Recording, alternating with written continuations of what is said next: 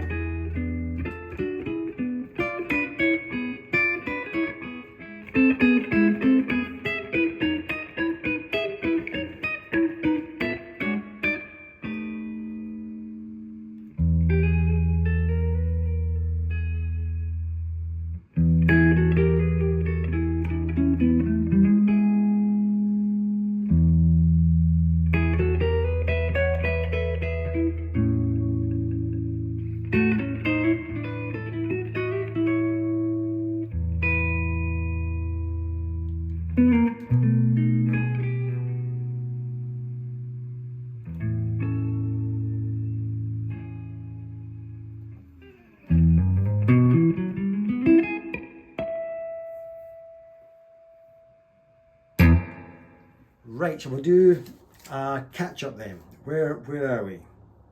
Oh, by the way, there'll be a lesson at the end, as is the norm. First then, the E-Type Jaguar, a connection that my wife knows through a friend of her work. Long story, word got out that my son and I share a passion for kind of classic cars, whether it be old Mustangs or Astons, in this case E-Type Jaguar. And this chap, Stevie, very kind chap, he likes to show off his car. Why wouldn't you? He goes to these places that people, you know, car meets and so on. And he came round in this E-Type Jaguar and let so the opening clip was my son going for a spin in it, and then it was my turn.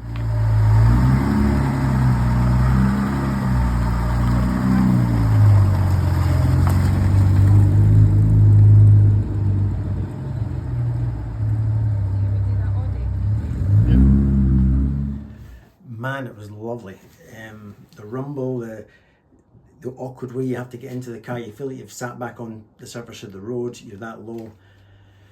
But just the heritage and the heat coming off the dashboard, you're physically close to the engine, you can hear everything. Just a lovely visceral experience, and the antidote for everything that is modern motoring, with that numb feeling you get from most modern cars these days. This was just amazing. So thank you to Stevie for that. Next thing on my little list, Fender Twin. Yeah, I bit the bullet and took it to our very well-known tech in Scotland, Stevie Flynn.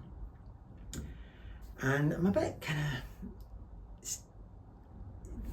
like all the internet comments that came in when we did that initial video where I said I bought a twin and how long before it breaks.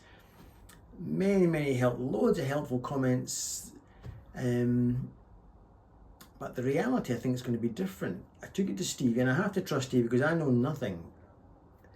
And so when I initially phoned him, he was like, what am I going to do with that sort of thing? And I was hoping he'd say, yeah, bring it on. I've had many of these in, and we take this off and we do that. And he says, it's been built that way. I've tried it before. If I start taking stuff off that board, we stuff the bit and then put the big bit in, and I'll break the board to bits. I am not even going to. He was much nicer than I'm putting across. And he says, don't even get me to go down that road. He says, you're stuck with the noise unless we spit. He says, if I do that, it'll cost a fortune and I'll break bits and I'll have to rewire bits. So you'd be better getting a hand wired bit. So that was this kind of vibe, although he put it across in a much nicer way, I must admit. And he tried to let me understand, but of course, me and my thick brain with stuff like that, there's only so much I could grasp. But I just got the general feeling that the stuff that we're all hoping he can do, whether it's doable or not, he ain't doing it. What he has done, it does have a crackle in the first hour of turning the amp on. As it all starts to settle, there's a noticeable crackle, which he explains as a loose connection somewhere. It could be a valve, could be something else. But apparently things oscillate all the time, but the oscillations in this amp will be bigger because something's loose somewhere perhaps, and that's what we're hearing with the crackle. So he's going to look at that, so hopefully he'll fix the crackle. He won't be able to fix the general background noise and hiss and hum. Not as simple apparently as just taking the reverb and the tremolo circuit out of one of the channels. I hoped it would be. And so he's going to put in something completely unrelated. He suggests I get him to add a master volume just to make the amp another dimension. He says if you turn it to 10, the master volume, it's like I've not even touched it. But if you want to bring the master down, and you'll be able to get some different tones from your amp. And I thought, well, it's in the shop anyway. He'll fix the crackle. I may as well get the master volume. And if I might phone another tech up in 5 just to see what his opinion is as well. And if he says, yeah, Stevie's right, great. Or if he's got some master cure, fine. But it looks like the Cornell's going to be the recording amp because it runs so quietly, and the Twin's just going to be like some illicit affair that I like to have, because I love the sound of the Twin. It's different from the Cornell. It's glassier, less warm, but glassy and gorgeous and big and huge. So I don't want to give it up. I'll just have a noisy amp and I'll love it. I might not record with it very much. So the Twin will come back in due course. Whilst I was in Glasgow, I had a little guitar safari to myself, like I like to do. I'll see if I can. Well, I went into the shop and I'm looking at all the stuff, and the guitar that caught my eye the most was this Gretsch. I'll try to put picture in picture here. A custom shop Gretsch, not the big hollow body, the chambered small thing. And the pictures don't do it justice. In reality, it was checkered lacquer and old looking, and it sounded lovely. It still had that Gretsch sound on the low strings, but it was lovely. I'm not going to buy it, like, can't afford it. It's 5-6 grand. By the way, shout out to Andy at Guitar. As always, Andy always recognises me, and he's always very nice. He was very helpful, and let me try even the new, is it the Player 2 CD Stratocaster that's out? That was very nice, actually. So thank you, Andy. And my last thing I wanted to update you on before we do the lesson, the gold top. Is that all? Yeah, you can see the gold top up there. As you know, I've gone ahead and ordered pickups from a company in the UK called the Creamery. I'll put a picture in picture now of what I've bought for a couple of £100. Basically it's a humbucker, small Firebird style and sounding humbuckers, but they fit inside the casing of your classic soap bar P90.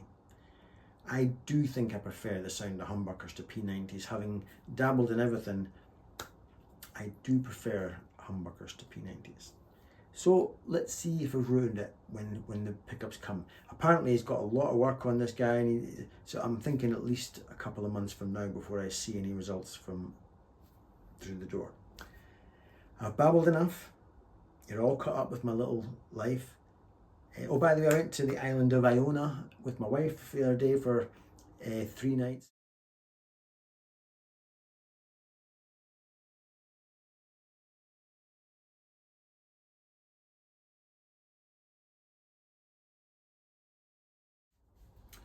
And what a magical little place. Beautiful, beautiful. Right, let's get on with the guitar lesson. So I'm in E minor, obviously. Let's say we call this the position 1 of E minor. There's position 2, position 3, and I guess position 4 really is just position 1. I cannot stress highly enough, although I'm not a theory person, definitely I think it's invaluable to learn all the positions of the chords up and down the neck. Learn to play licks from each position. Now in this particular song, this song what I wrote,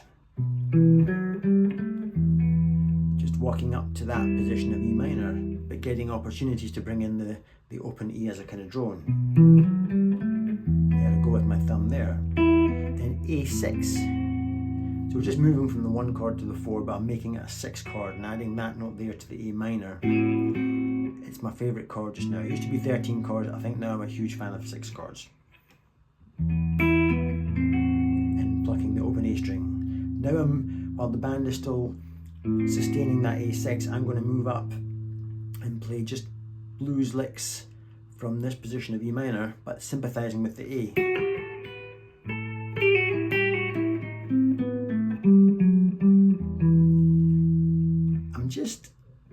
What am I doing there really? I'm in that, I'm sort of playing from that position. I'm playing blues from that position while the band's on A6.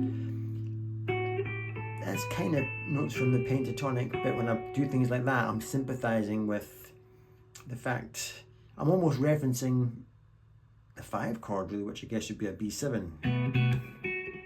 Yeah, that's what I'm doing. See, I don't even know what I'm doing, I'm just... Yeah, I'm starting to reference the 5 chord. That type of lick. See, I don't even know what I'm doing myself. And then again, a wee flicky. And then just dragging that up to that version of E minor. There's that position of E minor there. Then back to E with wee harmonics and just enjoying that. Playing little licks with notes that are sort of out of order than we would normally play. And then I change the song from minor to major and a little cheeky lick.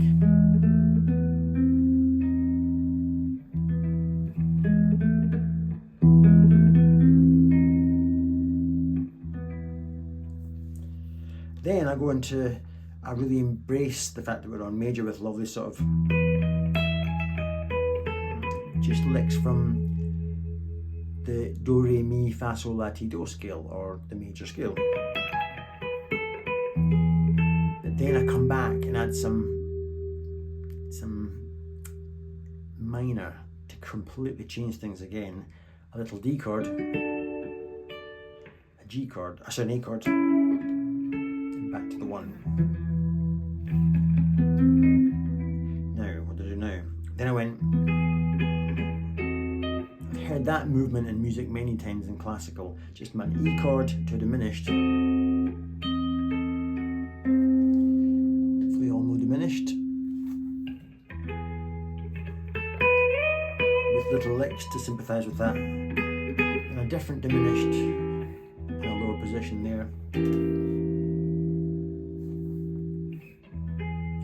Then back to the E minor again, so I'm constantly making you from happy to sad to happy to sad. That has a kind of a minory feel, A minory feel. By adding a lightly placed finger, as I'm doing this little,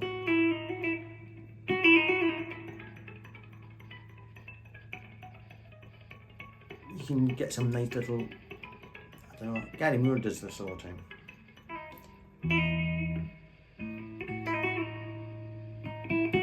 Then a little lick to bring us back. No rhyme or reason in that lick, it was just notes that I felt compelled to play that I knew would be in tune. That's just sort of Arabian sounding or Far Eastern. Always loved the sounds there, and I don't know what it is. It's not quite half step, whole step, but it's just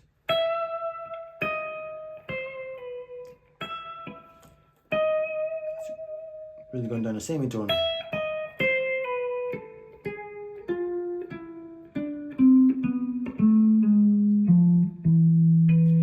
So I don't know what that is, just a Far Eastern sound. What did I do then? Then more of that, but then I went a bit mental.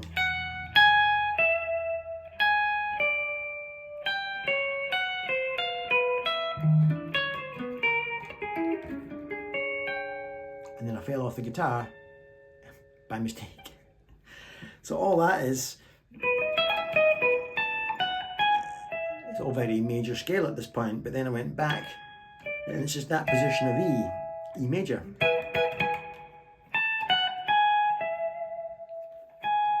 Then I made it sort of 7th more bluesy, and then just walked that down in semitones.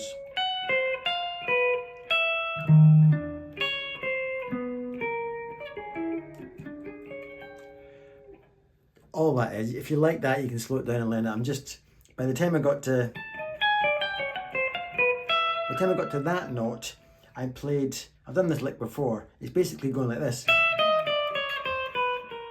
but on different strings. So there's your E, E flat, D, C sharp. All inspired by things like Julian Lage would do. Then or whatever I did. And then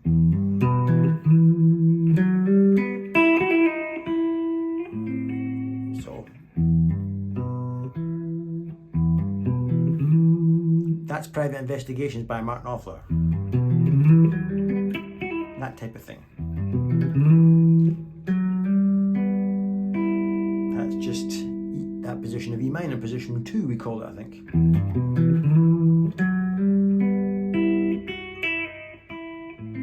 Back to A minor 6. My little licks again. But it's really good to play all these little, find out how Eastern you can make your scale, particularly from that position. I've always done things like this.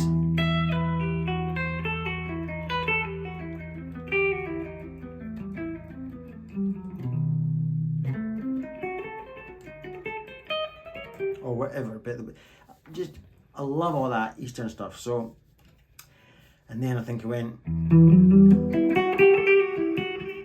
once again, and then I did a little, go to the 5 chord and played a B7. But in more of a Rory Gallagher sort of pinched, muted. So far it's just a B7. But by sticking that note in, it has that sort of diminished feel.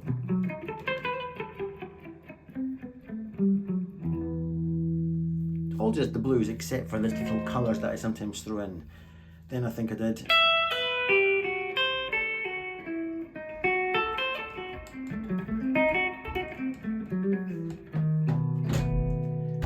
excuse my wife coming in, hold on a sec. Hey darling. Right, before we were rudely interrupted by my wife, how dare she? She's getting divorced. Yes, what was doing?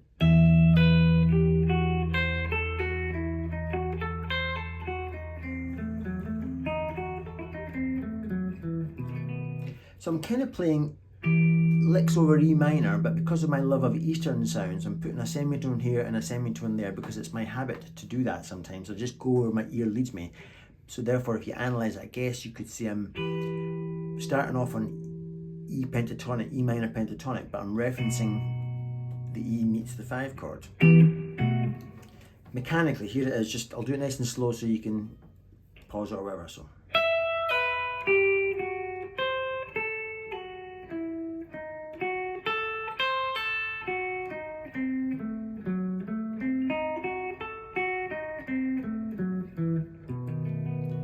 Hopefully you can see that. And that's kind of the heart and soul of what I do on that type of track. By the way, the diminished parts, all this is just me sort of thinking blues. But when I got to here, this is where I've learned, remember when I got into Tobias Hoffman, I learned all these. These are just little loops. I call them diminished loops. I might have even done a video on diminished loops. If you type in Paul Stafford Cook diminished loops. In other words, we know diminished is the chord that you can drag up every 3 frets and it's the same. So the notes that I'm playing, you must have a relationship of being 3 semitones apart in musical value.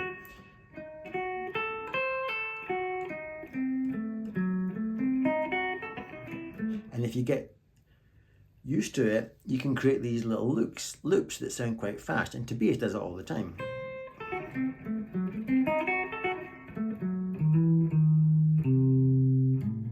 Oh, I'm lost now. I'm not very good, you see. So hopefully there's enough in that little lesson to get something out of it. And yeah, hope you get... Paul, shut up. I get tongue-tied sometimes. Anyway, have a nice day.